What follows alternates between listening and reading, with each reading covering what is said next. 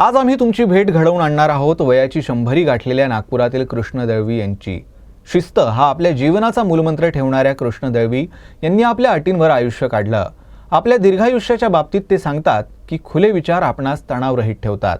चला तर भेटूयात 100 वर्षे वय असलेल्या कृष्ण दळवी यांच्याशी। 1 जानेवारी रोजी त्यांनी 100व्या वर्षात पदार्पण केलं आहे। हमारे आसपास जो बुजुर्ग होते हैं वो हमारी जो परंपरागत सभ्यता है उसके वाहक होते हैं और अनुभव की खान होते हैं। तो उनसे मिलने वाले अनुभवों से हम बहुत कुछ सीख सकते हैं, लेकिन ऐसे बहुत कम बुजुर्ग होते हैं जो अपने जीवन के 100 वसंत को देखें। तो मेरे साथ एक ऐसे ही बुजुर्ग हैं जो नागपुर के हैं और जिन्होंने हाल ही में अपने जीवन के 100वें वर्ष में पदार्पण किया है। उनका नाम है कृष्ण माधवराव दड़वी। ये एक नागपुर के ही हैं, नागपुर के पास भंडारा के हैं। और सबसे ख़ास बात यह है कि उन्होंने अपने 100 साल के जीवन में अपने बाल्यकाल के बाल की अवस्था में अपनी शर्तों के साथ में जीवन जिया। तो इस बातचीत का और कृष्ण जी से आपकी मुलाकात करने का मकसद बस इतना ही है कि उनके जीवन के अनुभवों के निचोड़ से हम कुछ निकाल के आप हमारे दर्शकों तक पहुंचाएं और बताने की कोशिश करें कि आखिर एक अनुशासनात्मक जीवन कैसे हो सकता है और कैसे हम बहुत सारी चीज़ें सीख सकते हैं। बड़ी दिलचस्प कहानी है उनकी। उनकी उम्र 88 है। हाँ, बहुत बहुत स्वागत है आपका। सबसे पहला तो सवाल यही है कि बुजुर्गों से हम बहुत कुछ सीखते हैं और बुजुर्ग हमें जीवन जीना बताते हैं, धर्म के रास्ते पर चलना बताते हैं, या कैसे एक तरीके से आपको जीवन जीना चाहिए वो सिखाते हैं। सबसे पहले तो आपके जीवन का मंत्र बता दीजिए कि आपने अपने जीवन को कैसे जिया। पर आपको पहले मैं समझाया था, हमारे हिंदू में बताया है कि जीवन जीना कैसा चाहिए। जी पहले आपको बताया था धर्म। जी। मेरी धर्म को पाया उम्र के 10 साल से शुरू हुआ, जो आज तक कायम है। धर्म, उसके बाद अर्थ, नौकरी की, काम, उपभोग किया। अब मोक्ष की चिंता करता रहा। अब आपको उसको मतलब जो निकाल रहा है निकाल लीजिए। मैं किसी को मार्गदर्शन में गुरु बनना नहीं। एक बात ऐसा हुआ, अपने डॉक्टर गिलूरकर सुना है? हाँ, सुना है। मिसेस गिलूरकर भी मेरी एक बनी हुई लड़की मालूम है। उन्होंने आपके जैसे 4 आदमी एक बार मुझे बताया कि इनका मार्गदर्शन करो। मैंने कहा ये 4 में 2 इंजीनियर है, 2 डॉक्टर है, इनका क्या मार्गदर्शन होगा? इनको अपना मार्गदर्शन खुद ढूंढना चाहिए। इनकी जो लायकी था ढूंढना चाहिए। मार्गदर्शन जैसे मैंने अपना ढूंढ लिया। अब लिख तो दिया धर्म, अब धर्म का कैसे पालन करते ये आपके ऊपर डिपेंड करता है।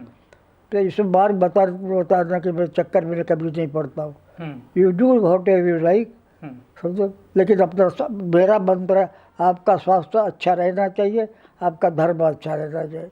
आप सरकारी नौकरी में रहे, उसके बाद में भी आपको कविताएं लिखने का शौक था। अलग अलग विषयों पे आप कविताएं लिखते थे। 17 से लेकर 47 तक हाँ। लिखा, उसके बाद नहीं। तो आपने मेरी शादी सुनो, मेरी शादी हुई 52 में। ये जब मेरी एज थी 52, मतलब 1952, 1947 48 तक कविता लिखी। उसके बाद मैंने कुछ नहीं लिखा। तो ये आपने जो कविताएं लिखी हैं वो 17 से लेकर 47 48 तक की एज की कविता है। तो उसमें जीवन उतर चढ़ाव तो होता ही रहता है, सुख दुख तो होता ही रहता है, वो सब इसमें फॉलो है। तो आपके परिवार ने आपकी जो कविताएं हैं उसका गिफ्ट दिया है पुस्तक के रूप में। उसका शीर्षक है मर्म ध्वनि। तो ये गिफ्ट आपको कैसा लगा जो परिवार ने दिया आपके? क्या चीज नाम? ये जो पुस्तक भेंट दी जो आपके परिवार ने आपको, कैसा लगा इसको देख के, इसको पाकर? ये कैसा लगा? हाँ, कैसा महसूस हुआ? सुंदर है। इनको फॉर्मेशन करने वाली वो मेरी डॉटर इन ला है, सियाज मैनेज। उसके साथ इसमें 2 नाम जो और भी है, एक वैशाली बुलबुल है, वो यहाँ की बड़ी विद्युषी है, नागपुर की।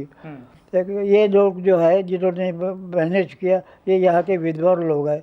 मैंने ये हैंड उसको कर दिया कि इसको मैनेज करो। सी PhD in English, studying in economics, in 5 PhD also. ये विद्वान। नंबर 2, इन लोगों ने मिलकर ये सब किया। मेरा इसमें कोई रोल नहीं है। तो पर बहुत अच्छा लगा आपको कि आपकी कविताओं का एक संग्रह बन गया। और ये मुझे अच्छे लगे तो ये क्यों नहीं अच्छा लगेगा। वाह, बहुत बढ़िया। तो आपका बहुत बहुत धन्यवाद हमसे बातचीत करने के लिए। तो हमारे जीवन में हमारे आसपास के जो लोग रहते हैं उनके जीवन से जिस तरीके से उन्होंने जीवन जिया उससे हम बहुत कुछ सीख सकते हैं। कृष्ण जी से बातचीत करने का निमित्त उनके 100वें वर्ष में पदार्पण का हो सकता है, लेकिन मुझे लगता है कि उन्होंने जो बातें कही और जिस खुले विचार के वो हैं और जिन खुले विचारों की हमारे समाज को आज ज़रूरत है, कहीं ना कहीं उसे अपनाने में हमें मदद मिलेगी और कृष्ण माधवराव दलवी जी से बहुत कुछ सीखने को भी मिलेगा। कैमरामैन अतुल के साथ दिव्येश द्विवेदी, यूसीएन न्यूज़, नागपुर।